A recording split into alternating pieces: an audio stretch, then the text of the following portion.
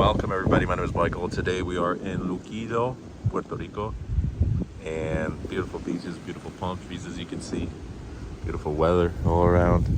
Look at those palm trees just spanning the entire coast. And then you turn around, swing over there, and there's more palm trees, and behind us is El Yunque rainforest. Okay, so that's the stage.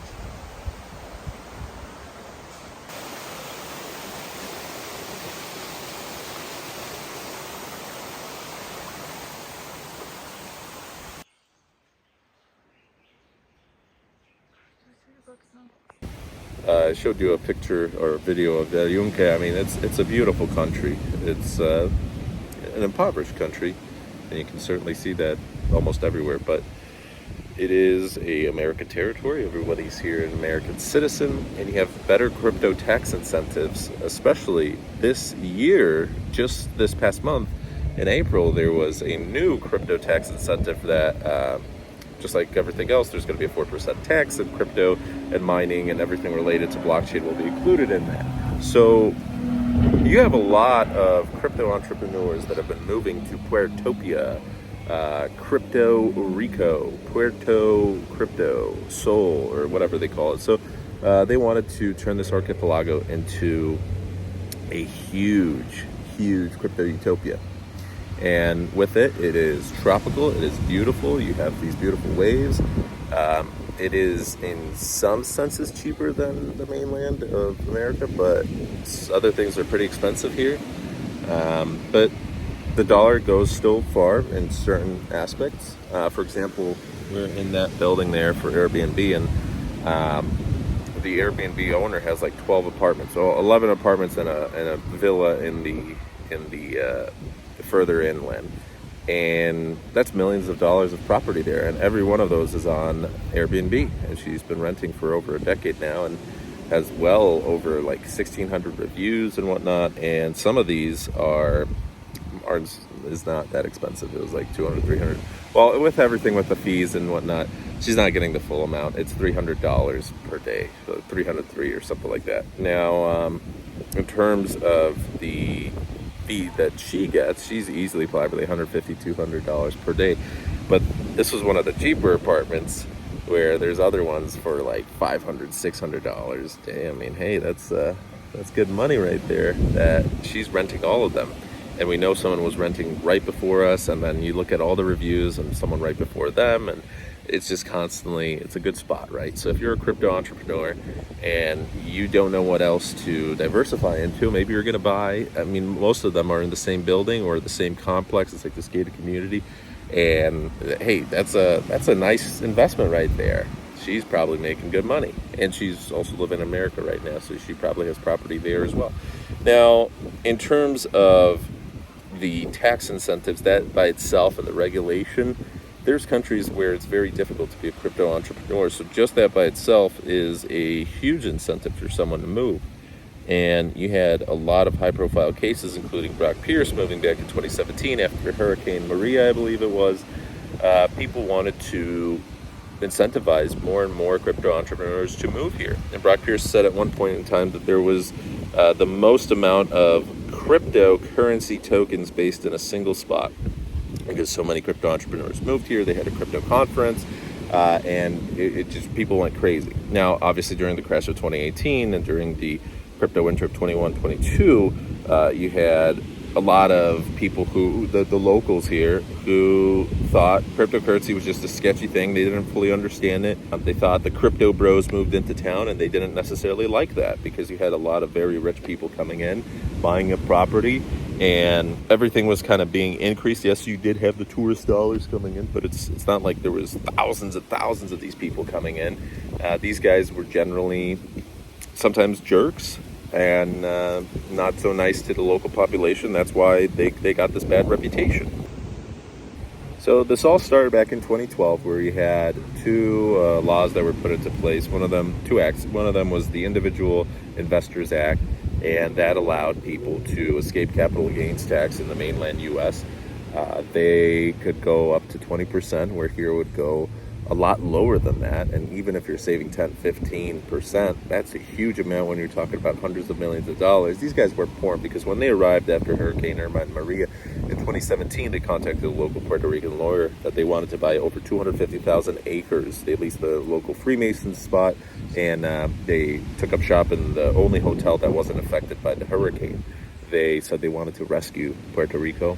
They wanted to donate, and some of those intentions were good, certainly, but a lot of the locals were suspicious. They thought that these crypto billionaires and multimillionaires would take advantage of these cheap properties after the hurricane, and they only came after the country was in a destroyed state. They maybe wanted to help out a little bit, but really they thought about it like crypto colonization. So afterwards, you had this huge influx of crypto investors. You had Pantera Capital and Redwood City, these VC funds. Pantera Capital, huge. I remember back in 2017, they had a very fierce reputation. You know, VCs, hedge funds, aren't the most moral groups in some regards, but they made a lot of money, and they have established offices in Puerto Rico. And under the Individual Investors Act, as of 2012, you had a couple applications here and there. As of 2022, you had over 1,200, and it's been steadily rising each year. These are people who want to escape the capital gains tax, and if you're not going to be paying any taxes on capital gains, you might pay minor taxes on other crypto investments. You build a company, and there's an Export Services Act as well. You're able to take your crypto funds and invest them into other companies that are maybe non-crypto related. That's great for you. You're saving a huge amount of money.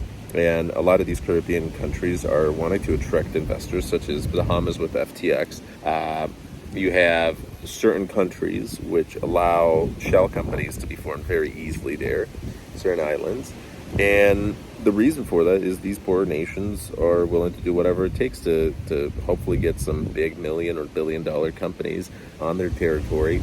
But it's all short term. As with FTX, obviously that didn't turn out for the best. A lot of people were talking about trickle-down crypto, where you had over huge promises, but a report in 2019 said only 4,400 crypto jobs were created, where in that same year, $1.3 billion was spent on real estate by individuals who benefited from this law. You had real estate prices that shot up. So for now, they're super, super expensive. You had certain houses and villas that are over $20 billion. Well, who can afford that here, where the average person's making per capita $20,000? Maybe someone had said, what, $30,000? You got the lawyers, the doctors, a little bit more than that, but these are fractions of what they should be making in America, right? So you have someone making $20,000, or even, in the rural areas, $18,000, $15,000, and just a price of dinner here is like $50, right? Or maybe even more. You have these houses, these apartments, probably like $300,000, $400,000, and then they need to be renovated, and they cost more. I was looking at, these old non-renovated properties. They cost a lot of money in San Juan. You have buildings that are over $1 million now. Nobody can afford that for the local population unless they're like a politician, entrepreneur, or they came from generational wealth. Housing prices between 2018 all the way up to 21 have raised about 22%. The poverty rate on the island is around 44%. So most people have been negatively impacted by this. And a politician has stated that these tax breaks, they were a decent idea, but they created a situation where it's a negative externality. Another reporter said it's similar to a tax apartheid, where you had these millionaires that moved to the island, and they're spending a little, but very little, and they have created a situation where they're forcing locals out in certain cases because these real estate prices have gone up so badly in certain areas. The amount of people that have also moved off the island between 2010 and 2020 has been slightly increasing every single year. Now that is due to other circumstances as well, but part of that, I'm sure, the crypto bros, as they're known, have not certainly helped. Now, this isn't the first crypto utopia. It won't be the last. There's been a lot of other places, whether it was Thailand or small little islands off the coast of Africa or in the Caribbean, There's been probably 10 to 15 attempts. There was Libertopia or Libertaria or whatnot. It's this small little patch between like Croatia and Serbia. That also didn't go so well. There's a bunch of these small little crypto utopias. Some are doing better than others, but in many of these cases, the locals feel the same. It's poorer nations that feel exploited by the rich. The rich get richer. And with that, you have a situation where crypto negatively has impacted, or at least the beneficiaries of these cryptocurrencies that have gone drastically up, and these crypto exchanges have created an environment where the locals have this negative reputation of cryptocurrency. So it's ultimately not helping. A few individuals are ruining it for the others, I'd say. But anyways, it's a beautiful nation, beautiful country. The jungles are beautiful, the beaches are beautiful, and the situation is generally getting better in Puerto Rico. So I do apologize that the locals don't feel happy about my crypto brethren. But don't worry. Thanks for watching. Have a good one and take care. It's very windy here. My sunburn absolutely stings.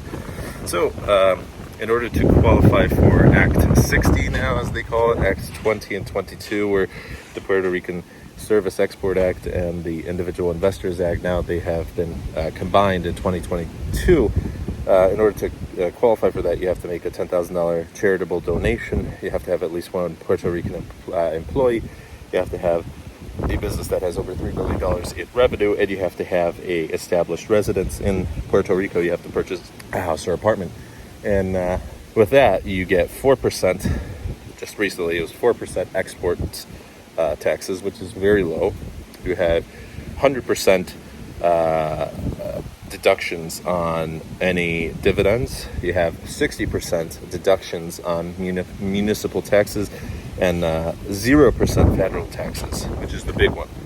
Huge. Now, the IRS is also looking at where your primary residence is, because if you're an American and you have less than 183 days of residency in Puerto Rico, obviously they want their money, and they've been chasing a lot of crypto investors. Not just that, but the SEC with Brock Pierce and whatnot. But that's pretty much that.